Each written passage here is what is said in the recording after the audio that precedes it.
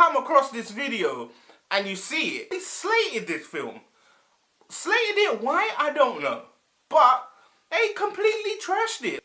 And you look down the trail on YouTube, like putting in Fast and Furious 9 review, everybody... Welcome back to the channel, guys. I'm here to review Fast and Furious 9. 9 films in the franchise. Well, let's see if this one's good. To me, yes, this film was wicked. The action in this, the fighting in this, the stunts in this, so good. Typical Fast and Furious. If you've been watching since at least maybe 4, the antics has got even better, even better, even better, all up until 9. Great film. Premise? Kind of stupid, I'm not going to lie, but this is a typical Fast and Furious film. We're not really here for the story, it's more for the action. But story goes, we have a situation with Mr. Nobody. His plane gets taken down and is taken down by a mysterious person or people. We end up finding out that there was something on the plane that was important, and it's down to John Cena's character, Jacob, which is Dom's brother, has decided to move on to the bad side and, you know, wanting to take down Mr. Nobody and whatever he had. We find that out later, but we also find out the reason why, you know, Jacob is on the bad side of the track. So we find it out, but the reason is good because it kind of ties in to the whole story since Fast and Furious 1 on how everything started for Dom. So we kind of get the history even before the first film, which is great. But it's just the way it's played out. You know, a couple of questions could have been asked, bro, and things would have been fine. Not to like just automatically jump to conclusion and then disrespect your brother. You know, like it's nah. Things could have been handled so much easier. In the end, they find out that, oh yeah, it wasn't as bad as I thought, and so let's be friends or let's be brothers again. You know, like that kind of thing. But we get that through the film. Also, Han is back. Now, with the Han approach, how Han is alive? Okay. But kind of bull, really, to be honest. Like, seriously, it was like a placeholder, kind of an excuse, because we saw him die. We saw his car blow up. But no car, no body, nothing. Just a fake due to Mr. Nobody's tricks. And by the way, with Mr. Nobody, I wouldn't be surprised if he's back next Fast and Furious film.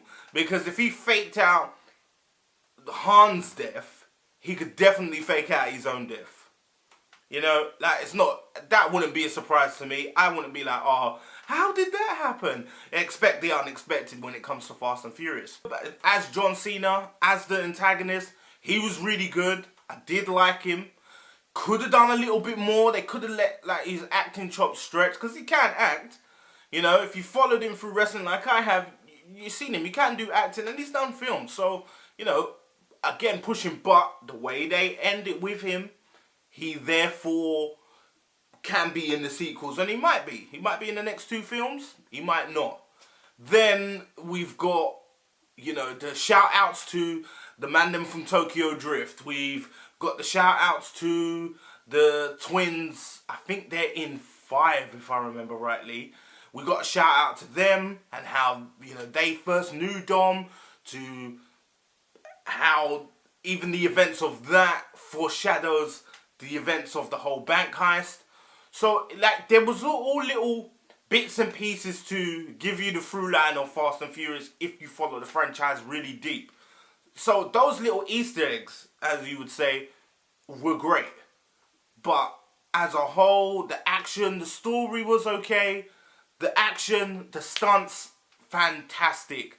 Most of them look like practical effects, personally. There were, obviously, a few CGI stuff, but most of it practical and it looked great. Shout out to Justin Lin on the directing, because like he's directed, I think he directed Tokyo Drift 4, 5 and 6, and now he's come back for 9. Bring him for 10 and 11. It's cool. Like, you know, I wouldn't mind it, but yeah, it's a good film. I really did enjoy it.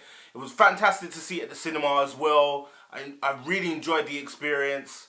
I'm definitely going to be buying it. I do have the whole collection anyway, so it's no thing. But for the people that, like, if you come across this video and you see it, and you look down the trail on YouTube, like, putting in Fast and Furious 9 review, everybody slated this film. Slated it, why? I don't know. But they completely trashed it. Like, I thought it was great. Again, if I have to give it a score, it would be probably a 9. Pretty good. I don't really score films, so for me, I would say it's a must-see film, especially if you're a fan of the franchise. Definitely go and see it. And if you just want to go to the cinema, forget about the world, eat your popcorn, drink your drink, again, this is a film for you. You know, total recommendation for this film. Total recommendation. 100%. My dislikes in the film, they wasted Cypher again. I don't know why they used this character and then they waste her. Like, what's the point? Like, seriously, use her. Like, I don't know why they're wasting her. Like, unless they're really just trying to string this along so she eventually becomes a really big bad later on. Maybe. But they wasted her. That I didn't like. The Han excuse was some bull. We just have to, accept it. And then even with that, it's like, so what the Shaw brothers did was, null and void? Like, what was the point for the vengeance of the first Shaw to the second Shaw brother? And then, in the end, Han didn't even die anyway. So then them getting vengeance, what was the whole... Like, that, it like, voids those films. Why? And Justin, you did those films. So, help me out with the logic on that, because I don't get it. Like, what's the point? Speaking of that, we got the post-credit scene, which is nice. You know, Statham's there beating the crap out of somebody. He gets a knock at the door. There's Han. Will Han kill him?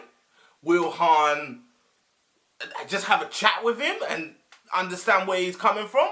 Maybe. But me personally, if you knew of a guy that tried to kill you, you're going to go and kill him. But also, it's like, what? Are the Fast and Furious trying to kill off Hobbs and Shaw? Will we even get another one? This clearly shows that we're still not with it at this time. Dwayne, The Rock Johnson and Vin Diesel still got this kind of beef going.